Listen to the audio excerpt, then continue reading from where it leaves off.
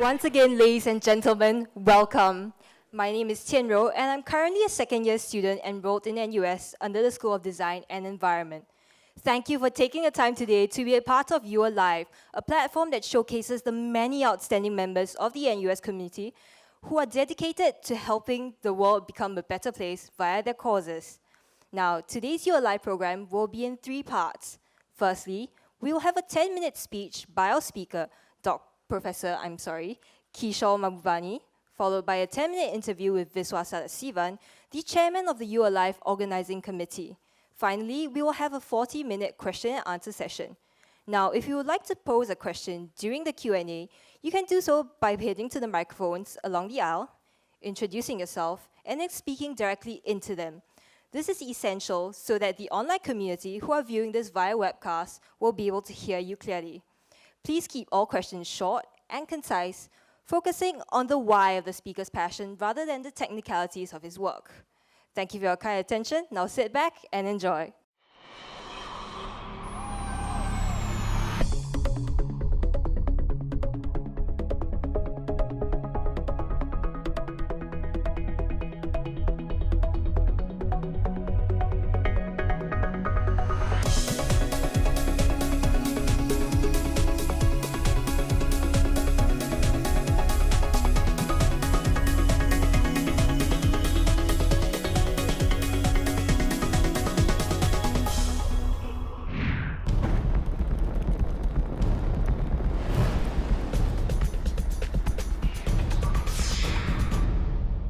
You Alive. We are a global university. We have a global vision. We recruit students and faculty from around the world. We give them opportunities to learn how to be effective in many cross-cultural settings. And we do this by creating a very diverse environment in NUS. And when people from outside look at the university community, what they see are very rigorously educated individuals who do well in their work. But you know, there are so many universities that are catching up today, and we need to look for a differentiating factor. We must have strong heart. We must go beyond just merely academic excellence. Not what the university does and does well, but what the university stands for. And that is the passion of the community, students, faculty, staff, and alumni, the spirit of the explorer. Somebody who is mentally curious, who has got initiative, resourcefulness, willing to break new ground, which requires boldness, and yet is somebody who is prepared to do something different, to make a contribution. NUS needs to be seen as an organization that is the nurturing ground for people with great passion and the will to go out there and make a difference to their society. And that's what underscores You Alive. University that's alive. Where we have members of the NUS community share their passion and their commitment and their contributions in many diverse fields. To share their achievements, to share what they have gone through in their life with the student and the graduate community. Could have been a student. He or she could have been or is a teacher, a faculty, could even be an employee, a staff member, or most importantly, an alumni. Individuals who have committed themselves to do very interesting and different things in many varied aspects and dimensions of sports, arts, culture, community service, academic work. And what distinguishes them is a great passion that they bring to their work. The speaker speak for 10 minutes about not so much what he does, but why he does it. What sort of trials and tribulations has he faced? Why does he believe in this? And after that, there will be a question and answer, an interview, a fairly tough interview. Following that, there will be a live question and answer session with an audience comprising about 100 people. You Alive will be in 3 different dimensions. One, in the auditorium, right, in front of a live audience. While that's going on, it will be carried live via webcam to the student population on campus. And the students can actually interact live while they're watching it. The third dimension is we're going to be pumping it to linked websites to more than 200 universities, some of the top universities in the world. There's another very important dimension to You Are Live, and that is it's mainly driven by our alumni. The whole idea is to provoke thought, ignite that latent flame that I believe strongly exists in each one of us. There are many things in life that will catch your eyes, but few will catch your heart. And only when you pursue something that you are passionate about can you achieve greater heights. And to make even more distinctive contributions to the society we live in and to the wider world beyond. You Are Live will epitomize that. Passion, Action. inspiration.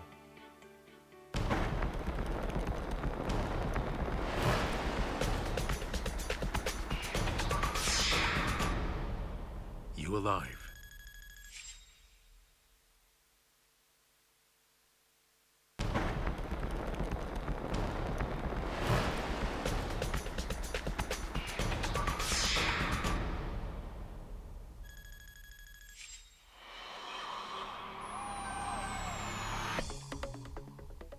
He's one of Singapore's leading career diplomats and considered one of the world's top 100 public intellectuals.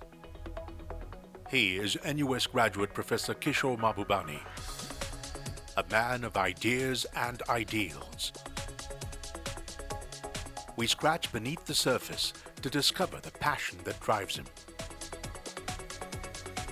Making sense of global politics and helping Asians find their place on the world stage. Many of the current international organizations, the IMF, World Bank, UN Security Council, are dominated by the West. There's still a rule that says to become the head of the IMF, you must be a European. To become the head of the World Bank, you must be an American. And these are anachronistic rules, and they have to be discarded. But the amazing thing is that many Asians are psychologically not prepared for a world in which the Asians will be providing the leadership. Ladies and gentlemen, Kishore Mahbubani.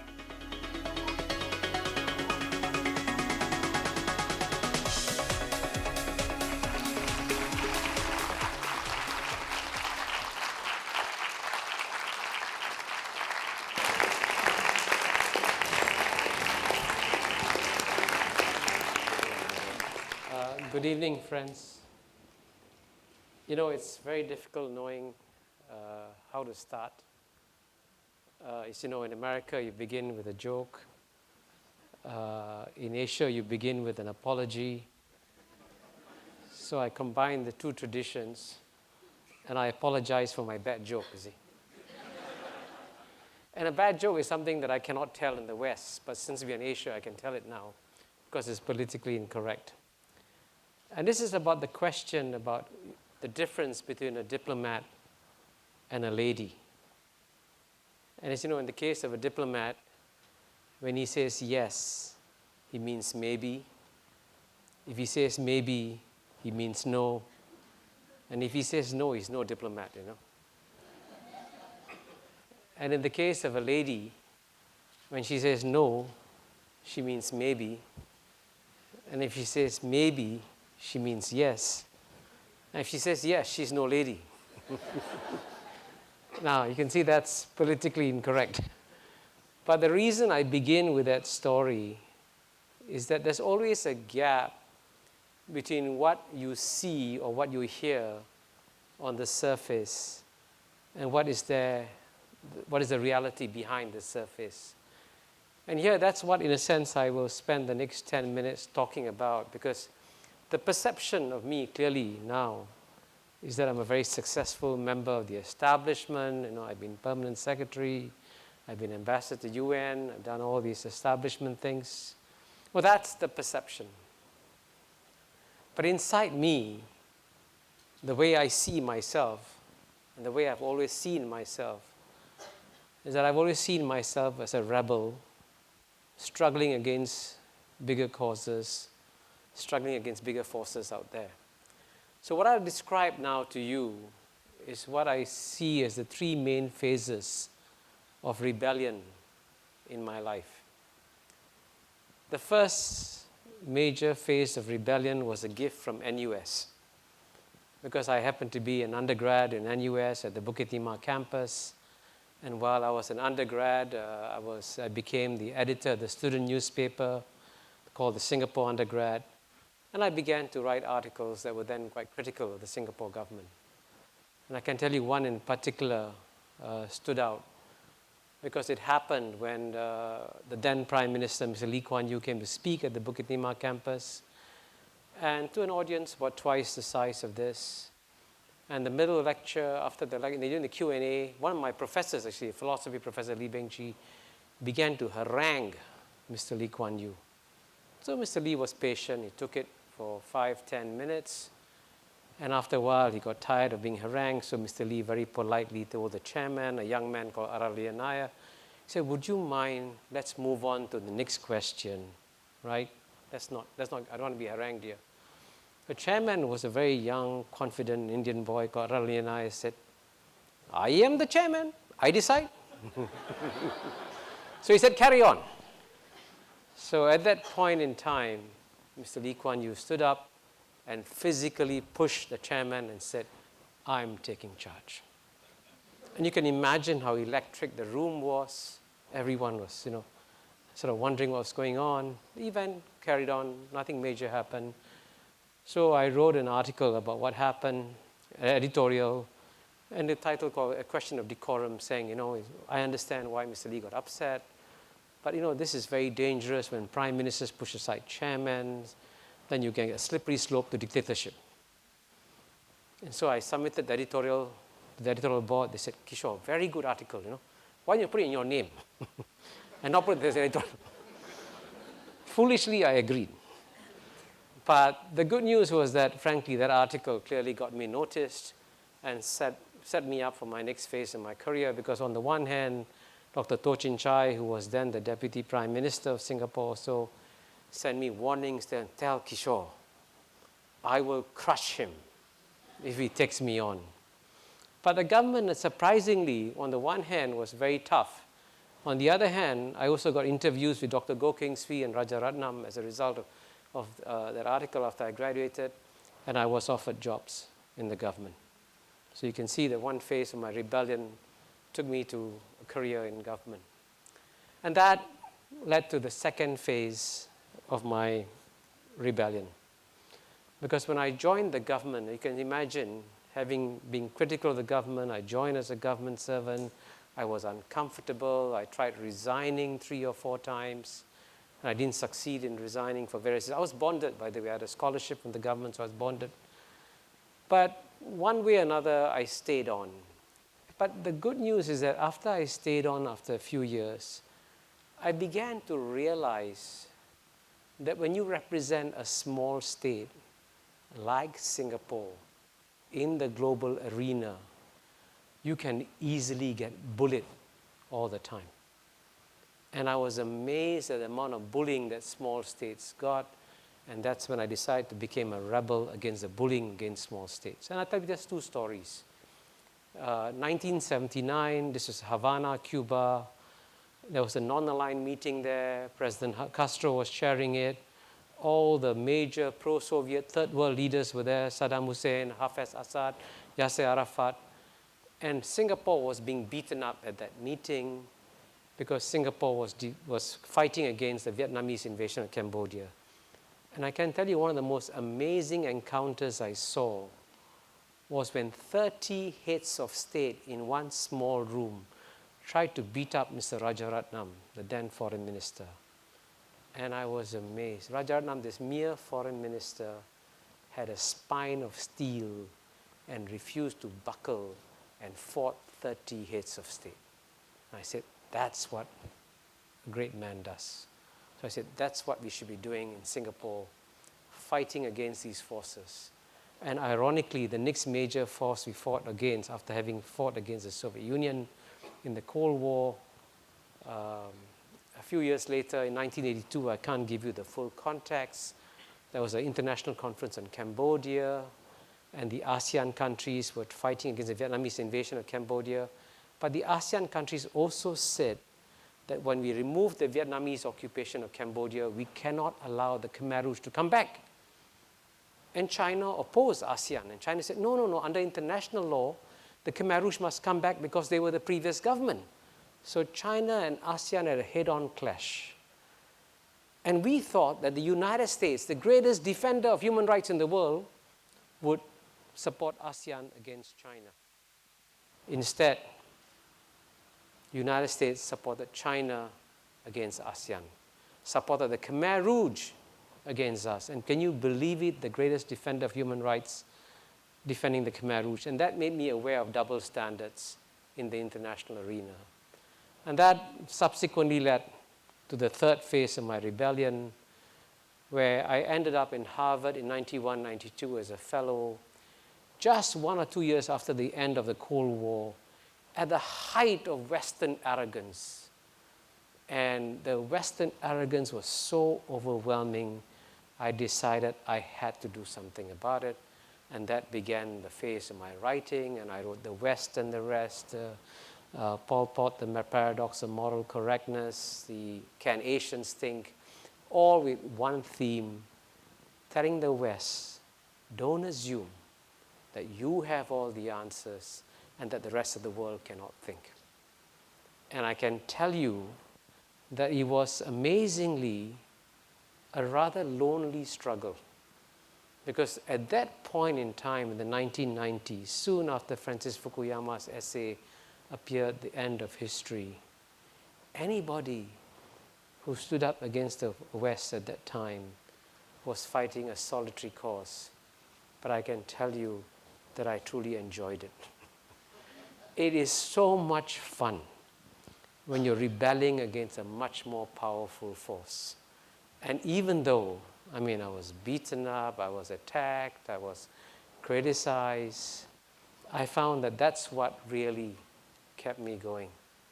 And I actually believe that if we can encourage greater acts of rebellion, especially among the younger NUS students, that will actually be a good thing.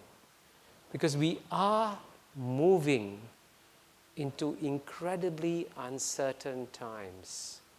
I can assure you that nobody knows what's going to happen to the world in the next 10 to 20 years. We don't even know whether or not the United States Congress and President Obama will reach a deal within a week to save the US dollar and to save the world economy. We don't even know that, right? We live in times of enormous change. And in times of enormous change, the most valuable thing you can do is to question and challenge everything. And I'm glad that NUS has given me the opportunity to be a rebel all my life. Thank you very much.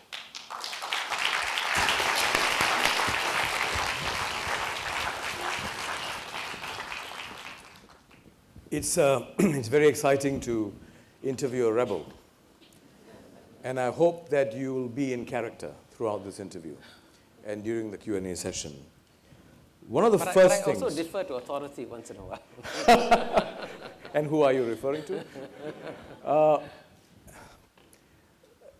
To be blunt, a lot of people I've spoken to who have heard of you, who know about your achievements, say, I don't know anymore who this man is. And that's not a compliment. The fact is, there have been times when I, as your friend, have also asked myself, who is he? Because on the one hand, you talk about rebellion. On the other hand, you also sometimes can project yourself, and have projected yourself, as an ardent apologist of dictatorships that may not be too far away from Singapore. So one wonders, therefore, who this man, Kishore Mahbubani, really is. Has he assumed the position of Dean of the Lee Kuan Yew School by chance, or is it by scheme? So, how would you respond? I love these kind of questions. No, I'm glad. I told Viswa, I said, I hope you will ask me some difficult, challenging questions, because that's what gets a good discussion going. Don't challenge a mama. And it is true that the Western perception of me is that I'm an apology for dictatorships. But fortunately, I put it down in writing and several times in my books, in my essays, that I actually believe that in the long run, all societies have to become democratic, and there is no other alternative long-term destination. In fact, the destination has never been in doubt. The only question is the route. And the paradox here is that the Western states who've been pushing for democratization were happy to do that when things were going well, but as soon when things fell apart and people died as a result of their pressures, they walked away from the moral consequences. And you saw this in Yugoslavia, where democracy was promoted by the West, and you had Milosevic, and you had these massive killings in the Balkans. So the West would refuse to take moral responsibility for the terrible results of what they were doing. And I was constantly pointing out to them that this is what's dangerous about it. In the case of, take the case of China and Russia, for example, right? At the end of the Cold War, Russia switched overnight to democracy. And you know what happened? The Russian economy imploded, became smaller than Belgium's. Infant mortality rates went up. Life expectancy came down. And the Russian people suffered. And if you want to understand why the Russian people are so angry against the West, it's because they feel they were cheated at the end of the Cold War. And by contrast, China, which has taken a much slower road, has ended up delivering the fastest improvement in living standards of the Chinese people in the last 200 years. Now, these are the sort of uncomfortable facts that the West doesn't want to hear, and I see it as my responsibility to remind them. And what is even more amazing now is that the West proclaims itself as the center for independent thought, independent thinking, and yet if you look at what's happening in both in the United States and Europe, some of the democratic processes are becoming dysfunctional. And ironically, after having told Asia for so long that the reason why Asia went down is because you didn't dare to challenge your sacred cows, today Western democracies cannot challenge their own sacred cows of democracy. So that's, I see as my role in challenging them to provide a more balanced perspective of what's happening in the world. In challenging, Kishore, are you prescribing or are you provoking thought? That's something that sometimes, are you making certain statements because you believe in that, or are you making those statements because you believe people need to be provoked to start thinking harder about their destiny? No, I actually believe that it is very dangerous for the world to have gone through what it did in the 1990s and early 2000s, whatever you call them, because there was a monocultural point of view dominating the world at a time when new civilizations and cultures were re-emerging from centuries of slumber.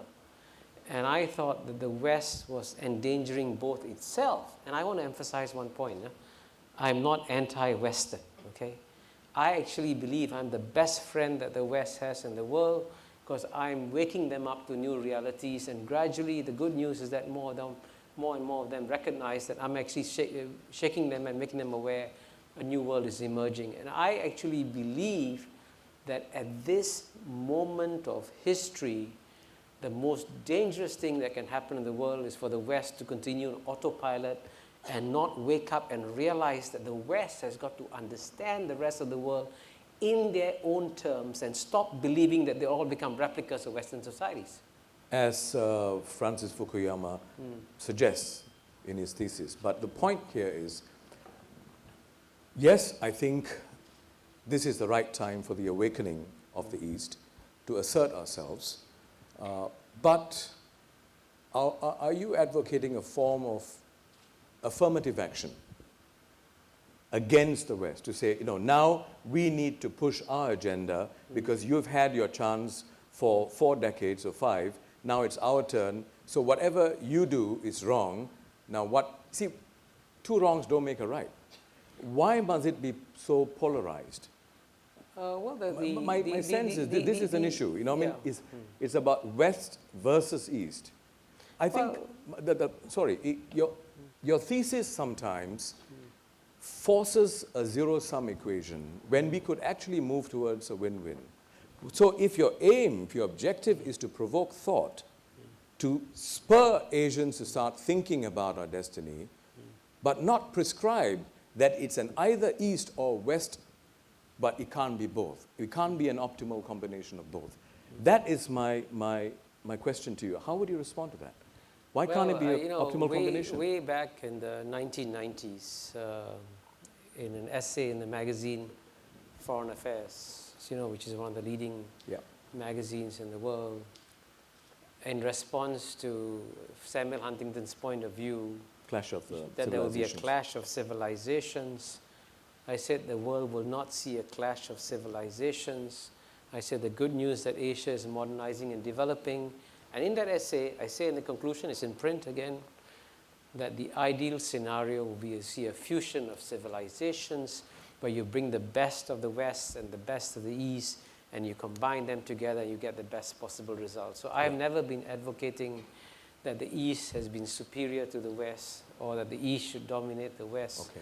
But at the same time, equally importantly, one of the points that I keep on making that many Asians don't notice is that I also say that many Asians who've been politically decolonized 4 or 5 decades ago still remain mentally colonized and still remain reluctant to stand up and speak out and to point out, express their point of view. So the other purpose of my writing is actually to tell Asians, you don't have to be walked all over when there's a debate globally. It's okay for you to stand up and disagree with the dominant point of view. And the thing that concerns me a lot is that there is, relatively speaking, the number of Asians who will stand up and sort of, boldly challenge the West has been a very small number. And that's not healthy for the world. You actually, when you remember that Asians provide 55% of the world's population, and you pick up any magazine, Foreign Affairs or Foreign Policy or whatever it is, you see all Western names and no Asian names at all. And that's something wrong with the world. And by the way, just to illustrate my point a bit further, I always say that, at a time when the Asians are delivering the fastest growing economy in the world, have the largest pool of foreign reserves, have the largest pool of economics PhDs, yet when it comes to the selection of the head of the IMF, guess what? Right? You have to be a European to be head of IMF. At the last G20 meeting in London, they said, hey, we will select the next IMF leader on the basis of merit. Guess what? When one Frenchman, I've got to choose my words carefully, did something wrong, and of course had to resign, immediately the French said, this belongs to us. Yeah. Oh, that's chutzpah. Why should the head of the IMF belong to the French? Yeah, I agree. So I think on this score, we can come to some form of agreement that the Asians have been somewhat self-effacing. And to a large extent, the question is, who's to blame for that? Partly it could be our culture, partly it could be the dictatorships that we've had that has suppressed the zeal that individuals may have had. This whole concept of society above self, when pushed to the nth, can actually result in that outcome. It could. But moving forward, I think what we need to ask ourselves is, how do we encourage a lot more Asians to stand up and speak up with conviction and confidence without it necessarily becoming a you or I? You're either with me or against me, sort of a equation. I think that's something that we need to start pushing towards. On that score, let me read to you what Kishore said in that article. Paraphrasing doesn't do it justice. This is the article. The undergrad, 10th June 1969. I wasn't even born. A question of decorum. Kishore, Mahbubani Kishore. Why is it Mahbubani Kishore? All right. Quote. I was upside down in those days. Mr. Lee Kuan Yew committed an unfortunate act of arrogance on the night of the 4th June when he physically pushed the chairman from the rostrum to take the chair. Undoubtedly, most of the people at the forum could understand Mr. Lee Kuan Yew's impatience. It is certainly not a very pleasant experience to be harangued at a speech by a slow, emotional speaker, but that is no excuse for the use of physical force. Then he goes on. I'm skipping a few paragraphs. Mr. Lee Kuan Yew's answers at the forum often consisted only of personal slurs and pinpointing of trivial mistakes. At other points, it degenerated to crude Machiavellian answers. He was asked in point whether he would push through the abortion bill despite opposition on humanitarian grounds. His answer was crude and short. As long as he was in power, he would do so. If anybody objected to it, he or she could fight him in the polls. Singapore is a democratic country. Someone should have pointed out to him that in a state, him meaning Mr. Lee Kuan Yew, that in a state where the entire mass media, press, radio, and TV is tightly controlled, where decisions are made in secret by select committees rather than by open discussion, and where the PPSO and the suitability certificate can act as strong disinducements to politicization, political opposition would be almost futile.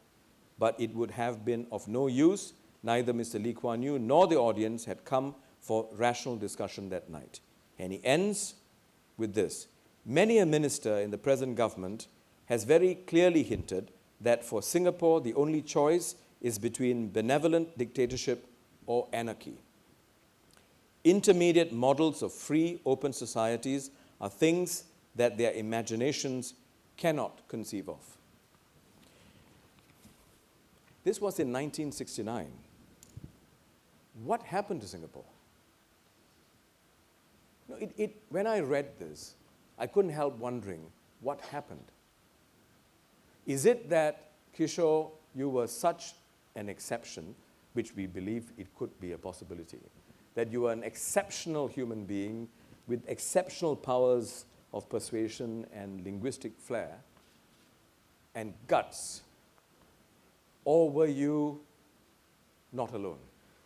I believe you were not alone. I believe there were a lot more people who shared that passion, the guts, that spirit to fight for what you believe in without any mischievous intent.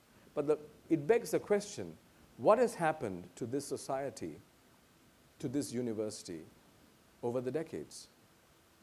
Has there been some form of genetic deterioration? What really happened? What do you think happened? Since we are talking about can Asians think, can Asians speak up for ourselves? There was a time when we could. What happened? Well, I think every society, as you know, has its share of ups and downs. But the remarkable thing is what happened in the last elections. And I think you saw that when you develop a strong middle class, as Singapore have, you got to deal with a stronger and more assertive middle class. And that's actually something that I've maintained all along, that you cannot establish democracies overnight, that when you develop a middle class, the middle class takes greater ownership of the society. When the middle class takes greater ownership of the society, the government's got to adjust and adapt. Yeah. And I think in some ways, the Singapore's development could have been easily anticipated. And it was a very logical outcome. So I'm actually not pessimistic for Singapore. Well, yeah. I don't know whether you are pessimistic. No, I'm not at all. I'm not at all pessimistic. I'm just You sounded pessimistic though. No, no. No. That's a You different... sounded as though you were going to say, hey, this country is falling apart. You're beginning to sound like a lawyer who imputes things that people didn't say. I was trained in philosophy, not in law. No, but seriously, I'm not pessimistic. If I was pessimistic, I wouldn't be doing what I'm doing here. If I was pessimistic, I wouldn't have signed up to be an NMP. The truth is, I believe in this country. But you were beaten up, though. No, I don't think I was beaten up by the same friend of ours. He seems to have something against Indians. Okay, but the truth is, I'm not pessimistic. I'm not like you. I'm not about to give up on my country. Not now, not ever. And if the day comes, I will leave the country. But the truth is, we have to lament that we've lost several decades and at least 2 generations. But it doesn't mean all's lost, but we have lost it. And I think it's important for us to acknowledge that that has happened and find ways and means to prevent that from happening going forward. And which is the reason why I'm saying that one form of government need not be all good or all bad. And that's why we need to have a more open-minded discussion on this subject. But kudos to you, and really I thank you for, first of all, provoking thought. I think you are absolutely right, Kishore, and I'm not saying this to flatter you. I think you're absolutely right in the sense that you are the right person to do what you're doing, because you have a voice, and you have the intellectual capability, and you have the clout to push certain agendas, not necessarily partisan or otherwise, but to push people to start thinking for themselves and asserting themselves. But it cannot be duplicitous. That's the point. So now that you have actually clarified some of your positions, I think people are generally a lot more able to deal with you. And I mean that. But so, can I, if you don't mind, I'm going to challenge one of your fundamental premises. Yeah. Because you seem to be implying in all your questions that the only thing that you have in Asia are dictatorships. Huh? But by the way, you seem to leave out India completely out of this equation. And India has been a democratic country since the very beginning. But India, as a democratic country, suffered the same problems as the other Asian countries in terms of its submissiveness to the West. And in fact, there's an Indian sociologist called Ashish Nandi who has written very powerfully about how long after the British colonization of India ended in 1947, the mental colonization of India continued. So the problems are not the result of dictatorships. It's a problem of, in a sense, Asia having suffered from centuries of colonial rule. And I think it's amazing how long it took the Asians to wake up. And the process of waking up is just beginning now. And it's something that, frankly, that we should be celebrating. Yes. And sure, I mean, it could have been a better process and so on and so forth. But remember that the thing that was most offensive about Western behavior, especially after the end of the Cold War, is that when the Asian states were struggling to climb the mountain of development, the current Western generation has got to the top of the mountain on the basis of the work done by their predecessors in the 19th century and all that. They've comfortably been carried to the top by their ancestors. And while they were already on the top, they were throwing stones on the Asians as they were struggling up the mountain of development. And that's what I objected to. I was saying, excuse me, we are still struggling to rise up the ladder. Don't judge us on the basis of standards that you've achieved after 200 years and you expect us to achieve in 20 years. And that's the failure of the West to see the mistakes that they were doing was, I think, enormous, and I think somebody had to point them out. And you did, and I agree. And by the way, we were not at cross purposes. I wasn't intentionally excluding India. I was just by way of example saying that not all dictatorships, even though the outcome ostensibly may be good, need to be celebrated or scoffed at. I think there are pluses and minuses in every model, just as in India, China, and so on. That's what I meant. But if I could just ask you one last question before I throw it open to the floor. What do you think is the biggest impediment for Asia, and in particular for Asians, given some of our cultural dysfunctionalities, so to speak? that hold us back. What do you think needs to happen for us to exude greater confidence in the way we project ourselves, to have a greater voice? I think the good news is that confidence is coming. In fact, the biggest change in the world in the last, I would say, 10 years or so has been an explosion of cultural confidence in Asia. And it's a very natural result of economic success, because believe me, when you grow up when I grew up in Singapore in the early 1950s, living in a one-bedroom house with no flush toilet, I can tell you that when you live in a British colony at that time, you assume that you were naturally inferior to the British.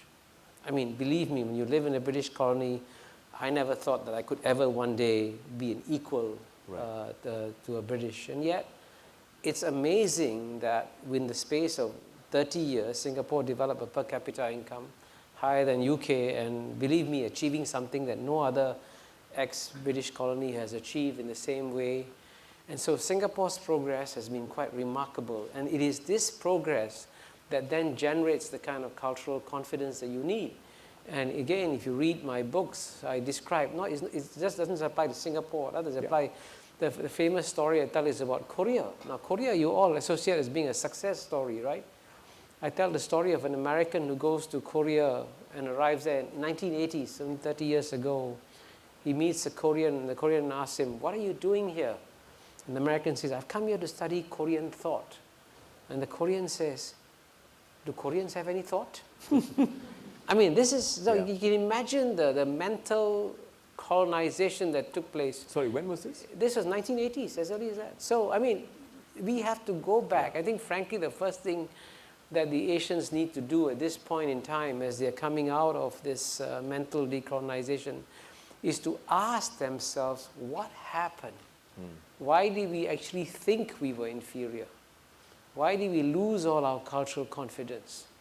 And that's why, the title of my talk is, Do Asians Believe in the Rise of Asia? Because I think many Asians still cannot quite believe that they can be as good as anybody else in the world. And frankly, we have shown in the last 10, 15 years that we can. And that actually creates a much more healthy world to have Asians who are as culturally confident as the West. And then, frankly, I see them working together and not working against each other in the world that's coming. Agreed. Thank you. Questions, comments, but no speeches, please. I just wanted to come up to reassure Mr. Viswa that my batch, my generation, we do have the ability to speak out. So that's the first thing. But the second thing that I want to ask is directed at Professor Mahbubani. You mentioned earlier that the Third Rebellion was primarily a result of your perceived Western arrogance. But in your question, do Asians believe in the rise of Asia, I realized that you've consistently mentioned about how this is just a return to a natural equilibrium, how Asia is regaining its original place. The question is, do you think that your rhetoric, your thesis, runs the same risk of arrogance in Asia if it goes unchecked on the basis of a resurgent China, Indian economy? Like, if we don't do anything about it, is there a chance that we might become arrogant in our dialectic discourse as well? Well, I got good news for you. Asians are naturally humble. And I always say, it's obviously a joke, I say the only thing I'm arrogant about is my humility. And there is a danger, clearly. And you can see this, by the way, you can see this in some of the writings of young Chinese. You see a surge of nationalism in China. And I would actually worry quite a bit about the surge of nationalism in China, because if it becomes too strong, it will actually constrain the Chinese government. And the Chinese government has done a remarkable job of rising as a great power without making too many waves. And the way that the Chinese government did not make too much waves was because they accepted the advice of Deng Xiaoping, which was keep a low profile, don't try to strive for leadership, and try and be humble. That's what Deng Xiaoping said, and they followed their advice. But now with the resurgence of Chinese nationalism, the Chinese government will clearly be under great pressure to be more nationalist. And you got a whiff of that danger when you had this incident about the fishing boat between Japan and China. And I was astonished how strongly the Chinese government reacted, even demanding an apology from the Japanese government after the Japanese government had released the fishing boat and the captain. And I thought that's one step too far, right? And I thought that was very unwise of the Chinese government to do that. But I suspect they did that because they could feel this enormous surge of nationalism in China. And therefore, actually, at this stage, the reason why it's actually important to have this good dialogue between East and West is that both sides need to understand each other and both sides need to be sensitive to each other's feelings. Because if you don't have that, then believe me, the danger of a major misunderstanding is very real. If I might just ask a quick follow-up question, because you're talking about sensitivity in dialogue between East and the West, but yet it's very easy to misunderstand some of your work as being unapologetically pro-Asian. Like, I refer to your article in the New York Times. Like, you mentioned that the last 200 years is a historical abnormality, and that for the past 1800 years before that, Asia was primarily, because of demographics, the dominant force in the world. Isn't that rhetoric also rather insensitive as well? Because you assume or you presuppose a natural order based on demographic distribution in the world. Like, how is that going to be a positive contribution to sensitive discourse between East and West, or the rise of Asia? Well, by the way, the statement that China and India had the two largest economies in the world from the year 1 to the year 1820, and that the last 200 years of Western domination is an aberration, is a fact. It's not rhetoric, it's a reality. That it is amazing that Europe, a small continent, could go out and colonize the whole world. It is amazing that a small country like Portugal with 4 million people, the size of Singapore's population, could go and colonize South America, and you had Brazil colonize Africa, and you had Angola and Mozambique take a bite of India in Goa and take a bite of China and Macau. That's an aberration. Come on, that's not reflect what the reality should be. And so that aberration had to end, and it is ending. And it's a much more normal situation in the world where you don't have one small continent dominating the world in the way that it did in the past. And so we in a sense have to go back to understanding that the present international order, and that's why I gave the example of the IMF.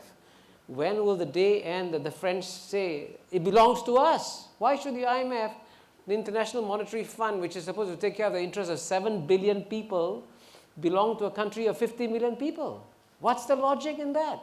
And that logic is a result of the previous era of Western domination, which was an aberration. And if you don't end that aberration, you're asking for trouble. And that's why I forcefully argue that it's time to move to a new world order. But you see, what comes through in just this dialogue alone is that the open airing of contrarian views actually is a healthy thing if it's well facilitated. Let's a round of applause for the first weekender. See, and who says we're all humble? The truth is, this is probably the answer to it. You have polarized views which will remain polarized if you don't allow for open dialogue. Open dialogue cannot start on the assumption of consensus. Consensus must evolve as a consequence of open dialogue, not a precursor to open dialogue. That becomes self-selection. So when you seek consensus so openly, you're really not setting the psychological basis for open dialogue like this. Now, we all benefited from this exchange, didn't we? I believe we did. Neither of us was forced to take a position that belonged to either of you. Let me give you two examples of open dialogue that may surprise you. You know, I found in all the years of my working, I've had the great fortune of working with many great men, And I can tell you that two of the greatest men that I worked with were Dr. Goh Keng Swee and Mr. Rajaratnam, because they had completely open minds. Yes. So in what you described earlier on, as Singapore being under a dictatorship, right? Where Dr. Goh Keng Swee was Deputy Prime Minister, Rajaratnam was foreign minister, when you had a dialogue with them, either one-on-one or at dinner or at a social setting, they will be among the most open and most receptive to contrarian points of view. And that's the dimension of Singapore that people keep forgetting. And the reason why actually Singapore succeeded rapidly in the early years was that you actually had leaders who were challenging and questioning everything. If you didn't have that, things wouldn't have changed. I agree. But I'm not completely convinced, but then we'll move on. I don't disagree with you, but I don't think it's as open as it could have been. And it begs the question, had we opened it a lot more, would we as a society, would our progress have been compromised? I'm not sure. But then again, we are talking about the past. Let the future decide on history. So let's have the next question, please. Yes, please. Let's have the Asian first and then the Western. No, I think the West should come first. Yeah, then the Asian can wreck him. Okay. Right. Louis Joseph. I'm a lawyer who's not You got a used Western to... name. Sorry? You got an Indian with a Western name. Yes, colonized. Okay. Christianized. Okay. I'm a lawyer who's not used to putting words into other people's mouth. But, various questions struck me, and I had to prioritize because I've only got one question. And that question was whether, Prof, you are a rebel or a rebel rouser. To me, the former is positive and the latter is negative. I believe you to be a rebel who knows how to rebel in a diplomatic and nice way. And you seem to encourage people to be rebellious. The danger with that is it invites certain elements who become destructive in their rebellion. And as someone who comes north of the border from Malaysia, I think of erstwhile Prime Minister who was incredibly rebellious. He was completely anti-Western to the point where some considered him irrational. Now, is that the sort of rebellion that you would encourage or discourage? Thanks. I mean, it's a great honor to be compared to Dr. Mahathir. But if you are a pure rebel rouser, to use your phrase, people get tired of you very quickly. Believe me, you will not get invited back to write an article for Foreign Affairs every 10 years.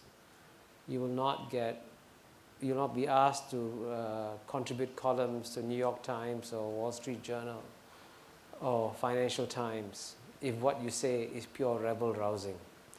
So unless there is real substance in your message, and unless you have a powerful argument to put across coherently and comprehensively, then people just ignore you immediately. And I think the good fortune I've had is that for whatever reason, I've never been ignored. I've always been invited back to the very same fora that had invited me 10 years ago, whether it's in print media, or whether it's in BBC Hard Talk program, or whether it's Farid Zakaria's GPS. The fact that you get being invited back to these places shows that people believe that you have something to say. And I can tell you the most satisfying thing, let's say after you appear on BBC Hard Talk, is to get emails coming from Morocco, from Argentina, from Korea saying, gosh, you did a great job. Thank you for speaking up on behalf of us. And the fact that, let's say, 12 editions of my latest book are coming out, Chinese, Korean, Japanese, Vietnamese, Arabic, French, German, Dutch, Indonesian, go on, is a sign that the message that I'm conveying resonates over a very large audience and is not just pure rebel rousing that you can just ignore after a while. Yes, please. Mr. Mahbubani, you said that Asians... Sorry, could you give us your name? My name is Stephen. Mr. Mahbubani, you said Asians are not mentally prepared or psychologically prepared to lead the world. Do you think Western people are mentally prepared to not lead the world?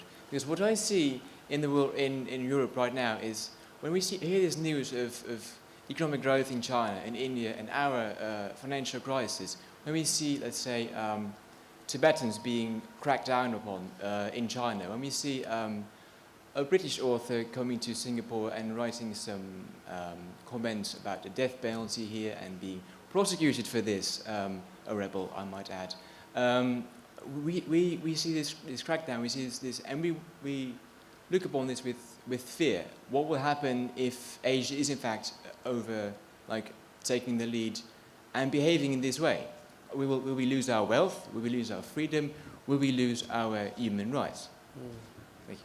Yeah, I'm really glad that you asked that question, because the thing that is new, that is emerging in the West, and it's amazing that's happened so fast, because at the end of the Cold War, when all of Europe embraced Francis Fukuyama's essay, End of History, the Europeans thought that history was still on their side and the West would always be number one. But I can tell you, especially after the last, what I call the Western financial crisis of 2008, 2009, the amazing shift that has happened very quickly is that both the European and American populations are beginning to lose confidence in the future. And that, frankly, is also very dangerous for the world, because if the West feels wounded and insecure about the future, then there's also a danger, like any wounded animal, that the West could behave dangerously. But the difficulty about we are living in a time of transition that we have never before experienced in 200 or 300 years, okay? Sometime in the next decade, for the first time in maybe 200 or 300 years, a non-Western power, China, will be the #1 power in the world. Now, it was relatively easy for UK to give up power to USA, because one Anglo-Saxon power giving up power to another Anglo-Saxon power didn't feel so bad. But when the United States of America has to give up power to China, that's very painful and very difficult. And because of that, I think we all have to be very conscious and very vigilant that we have to work together at this point in time. And the thing that I worry about Europe is that on the one hand, it is the population losing confidence in the world. On the other hand, the governments continue to claim we must control the IMF, we must control the World Bank, we must continue to have UK must continue to have a veto in the Security Council, France must continue to have a veto in the Security Council. Why? Because they won World War II in 1945. Come on, that's already over 66 years ago. So why do you still maintain your veto? It's time for you to give it up and share with others. But if you refuse to share power with the rest of the world, then you will inevitably get a backlash. And that's why the theme of my next book is about global governance and what we need to do for the world to come together and act as one and not in opposition towards each other. Thank you.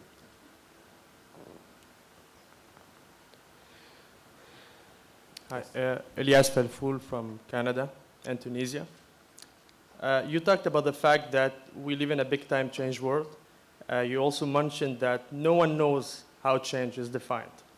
So my question is, could you share, according to your life experience and vision, what could be the worst case and what could be the best case scenario with those changes? Well, you're right. I'm glad if you apply best case and worst case scenarios, it's actually very easy to speak about them, because the worst case scenario is what Samuel Huntington predicted, a clash of civilizations between the West and China and the West and Islam. And if that happens, believe me, it will be a much, much messier and much more difficult world. And the good news is that it is not likely to happen. Now, the best case scenario is what I recommended almost 20 years ago, that we have a fusion of civilizations where you bring together the best of the East and the best of the West and combine together and work with each other. And I am actually amazingly optimistic that this can be done. And I actually believe that the great advantage of what I call the march to modernity throughout Asia that began with Japan in the 1860s, spread to the four tigers in the 1960s, to Korea, Taiwan, Hong Kong, Singapore, spread to the ASEAN countries, went to China, went to India. That march to modernity, if it sweeps across West Asia and North Africa, including Tunisia, that's the best case outcome in the world that we can have. And actually, even though we live at a time of various dangers, it's important to emphasize that we also live at a time of the greatest ever opportunity ever seen in human history. Because if you look at human history for the past 2,000 years, the number of people who enjoy the kind of middle-class lifestyle that we all enjoy, many of us here in this room, we used to be confined to 0.01% of the population. You have to be a member of the ruling elite, to be a member of the aristocracy, to enjoy those kind of privileges.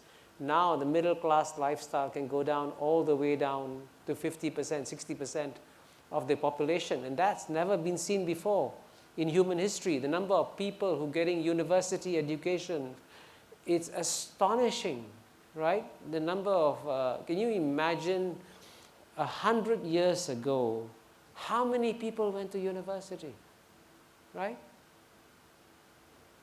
Very tiny. Today, just looking at China alone, millions, if not hundreds of millions, are going to universities all over the world. So we are changing the nature of the human order in a very profound way, but we don't yet understand what we are doing. Thank you, Professor Kishore. My name is Faisal. I'm a year 2 NUS undergraduate. My question is, apart from economic domination, especially from China and India, how else have Asian states risen? How probably you could talk to me about our very own state of multilateral integration, our interstate peace, and most importantly, our fundamental human rights? Well, that's, I do, by the way, give a 1-hour lecture on the subject. I give you a 2-minute version of it. You know, the Asians have been making all kinds of contributions in ways that haven't been recognized. I mean, just to give you my favorite example, okay? When the Cold War ended in 1990, everybody thought that the Balkans of Europe would remain at peace and the Balkans of Asia, which is Southeast Asia, will go to war. Instead, the exact opposite happened, right? Millions died in wars in the former Yugoslavia and that region. By contrast, Southeast Asia remained at complete peace. And why? Because of something called ASEAN, right? ASEAN has delivered peace in one of the most difficult regions of the world. And because the West doesn't praise ASEAN, because the West rubbishes ASEAN, we too rubbish ASEAN.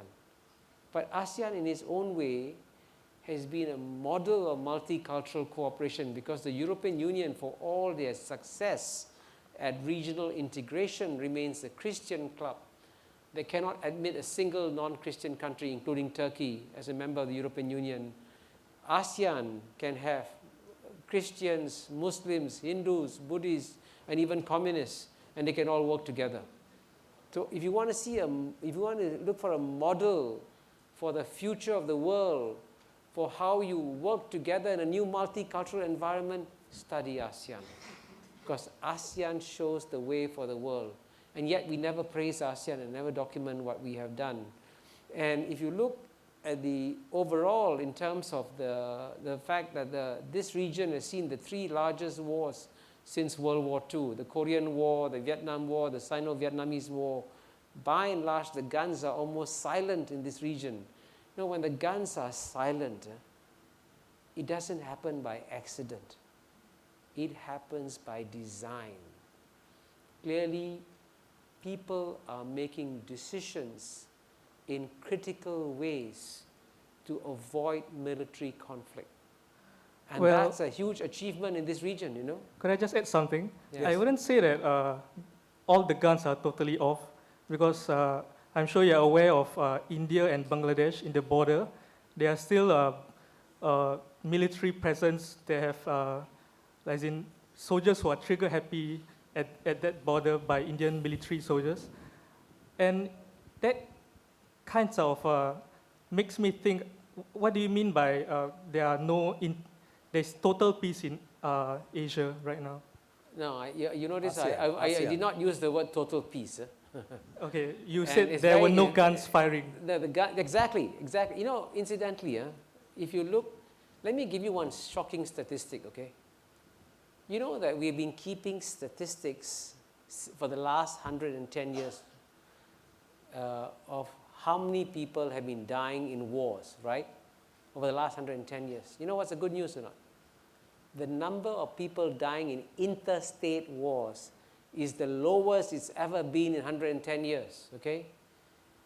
And that's a remarkable achievement, you know, globally, and especially in this region, in Asia. You will always have border skirmishes, okay? The critical question is whether or not the border skirmishes lead to large wars. And I can tell you that the danger of a war today between India and Bangladesh is zero. And I take a $100 bet with you if you want. I guarantee you, for the next 20 years, there'll be no war with India and Bangladesh, okay? India and Pakistan, by the way, is a completely different matter. and that's the one that I worry about enormously, you know? But even there, the thing that's encouraging is that underneath the surface, you will see that both sides are recognizing that this is crazy. And I don't know whether you saw the article in today's Straits Times by the son of the murdered governor of Punjab, Atish Tahar. And he points out that at the society-to-society level, and I was in Pakistan a few years ago, the Pakistanis actually want to interact more closely with the Indian cultural scene. And so even though the political divide remains, the good news is that the society level, all kinds of things are changing. So we should recognize the positive developments here while acknowledging that some challenges remain. Thank you. Okay. We have time for one last comment, question. Yes. There are two quick ones together, please. Good evening, Professor and Mr. Viswa. My name is Marco. I'm from the NUS Faculty of Law. I read your book on the New Asian Hemisphere, and I believe one of your themes is actually that the rise of Asia currently is actually characterized not with the intention of dominating the West, but replicating the various pillars of success of the West. But don't you think that the very fact that we are replicating the success of the West and the fact that Asia's rise is attributable to this replication of the Western success in the past, haven't we started on the wrong note? Like, if we truly believe in the rise of Asia, why are we following them? I mean, it's a good natural starting point, but when are we going to move on to the next stage, to go to the stage where we will find our own strengths and successes for them to replicate? Thank you. Please. My point, I'm Anuj from India. I recently came to Singapore. So you made a point that Asians are mentally docile. So when I was coming to Singapore, everybody gave me an advice that watch what you say. When I went to the West, I was never given that advice. So my question is that how can the policies of, when you have to watch what you say, then how can you challenge something if you cannot speak your mind? Great. Okay. Two wonderful questions. The first question, by the way, I'm very glad you pointed out an important fact which I forgot to mention, which is that in my book, actually in the New Asian Hemisphere, I do say that the reason why Asian societies are succeeding now is because they finally understood, absorbed, and are implementing 7 pillars of Western wisdom. So when The Economist described my book as anti-Western, I said, my God, I'm saying that 7 pillars of Western wisdom explain the rise of Asia, and that's an anti-Western book? Right? Doesn't make sense, but that shows you the narrow-mindedness of the magazine, The Economist. But your question about where we go from here, see, this is the first phase of development in any part of the world has to be economic development. It's only through economic development that you develop the capacity to share wealth and develop a middle class and give them university education, and then you will see the cultural renaissance coming. So I actually expect and I predict a major Asian cultural renaissance is on the way, and that's why this is the most exciting time now to be in Asia. But if we did not have the economic development, and if we were still stuck in abject poverty, we would not have any kind of Asian cultural renaissance. So things do not happen overnight. And we should be grateful that we happen to be living at the best possible time to be in Asia for the last 200 years. And we should not take it for granted. But I'm confident that Asians will come up with new ideas and new directions. And to our friend from India, I know you captured very well the stereotypical perception of Singapore, which is that there's no free speech here, that you'll be arrested if you spoke out. If that was the case, I think Viswa would be arrested for having read out what I wrote in 1969. Because well, they still have time. So if he's arrested tonight, then your friends in India are right. But if he's not arrested tonight, you realize that something has changed in Singapore since you were given that advice. Either way, you won't hear from me. Can we just take one question online, Valerie? Valerie, you want to introduce yourself? Hi, I'm Valerie. I'm actually the U Alive online moderator tonight. Well, there's a little bit of a discussion going on here, and what we've done is we've got people to vote for their best question, for the favorite question. So, and I think a lot of things were touched on tonight, but there were 2 or more questions on the human rights situation in Asia. So maybe you want to address that. I can read out our highest rated question for you. You believe in the rise of Asia. Will Asian countries then also take the lead in human rights instead of just focusing on economic growth? Time and time again, we have seen that a better economy does not result in human rights. Would you like to comment on that? Yes. In fact, if you look at my writings, the one part of my writings where I get the most amount of mud thrown at me is about the issue of human rights. And I always begin by saying, I don't like to be tortured. I don't like to have my nails pulled. I don't want to be arrested in the middle of the night and taken away and disappear. I don't want to be shot. So believe me, I believe in human rights. It's a logical thing for the whole world to aspire to have it. But at the same time, again, if you look at the way societies develop, right, you can't expect overnight societies to immediately get all the kinds of rights that the United States has enjoyed after 200 years of development. And in fact, in the case of the United States, which is the world's largest and most successful democracy in the world, they preached the idea of equality of man and women in 1776, and then took 90 years to abolish slavery, which is the worst abuse of human rights you can ever think of. Took 100 years, 150 years to give the women the right to vote. Took 200 years to give the blacks the effective right to vote. So if the United States, the world's most successful democracy, takes 200 years to deliver full human rights to every citizen, then if China can do it in 100 years, that would be a tremendous record, because China has got 3,000 years of historical baggage, and the United States had 0 historical baggage when it started off. So the Western lecturing to Asians on human rights, I think, made people very angry. And I can tell you, I met a Chinese scholar, by the way, who told me in private, he said, Kishore, in the old days, when the Americans used to lecture China on human rights, we would, of course, officially disagree with the Americans. But in our heart of hearts, we say, yes, the Americans are right. Their standards of human rights are higher, our standards are lower. So in private, they acknowledge that Americans have the right to lecture China on human rights. He said to me, Kishore, everything changed after Guantanamo. Because when the world's biggest defender of human rights became the first modern developed country to reintroduce torture, he said, the Chinese said, excuse me, what's the difference? We beat up people, you beat up people, we are the same. Stop lecturing us on human rights. And I can tell you that I'm surprised that so few people have tried to analyze what happened in Guantanamo. Because, I mean, if a poor developing country from the third world does something like that, right, you sort of understand maybe the country is fragile and, in danger. But when the richest and most powerful country in the world reintroduces torture, that was the greatest leap backwards in the history of human rights in the last 200 years. Where was everybody? And where was the American establishment?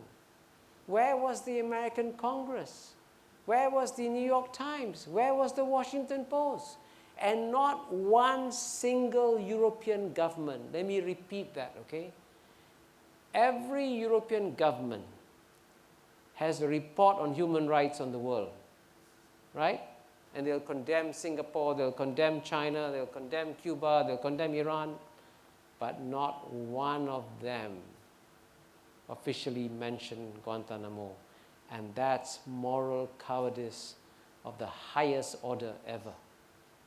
And how can you then lecture the world on human rights? So, the moral of the story is you should not lecture the world. Now, I think what's important here to understand is that Kishore is right. There should have been greater scrutiny of what happened in Guantanamo, more structured scrutiny as opposed to what you see online. But it still doesn't answer the primary question. Just because there was a lapse or few lapses in human rights track record in the West, it should not have a direct correlation to reticence on the part of Asia or any country in the world for that matter to slow down the progress in human rights. I think that's something we need to acknowledge. And I hope that economic growth aside, human rights as a goal, as a desired outcome, doesn't remain an aspiration. On that note, I'd like to bring this discussion to a close. And I'd like all of you, please, to join me to say a big thank you to my good friend Kishore Mahbubani. Thank you.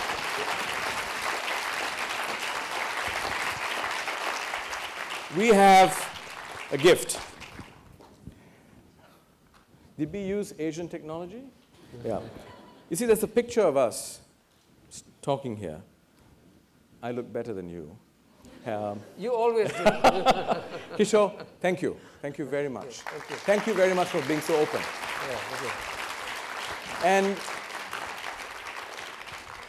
here there's something for you to be kept by us. We'd like you to say something here about us, how much you love us, how impressed you were with my moderation of the forum. And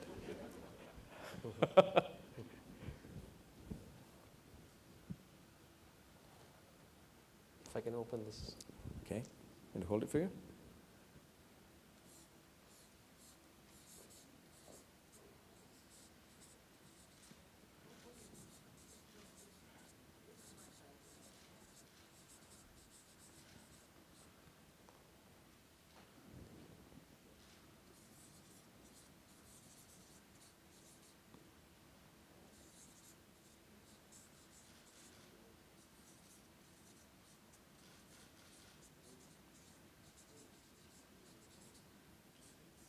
He's writing another book here.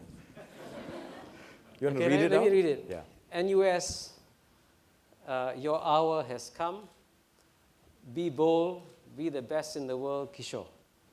Thank you. Thank you. Thank you very much, Kishore.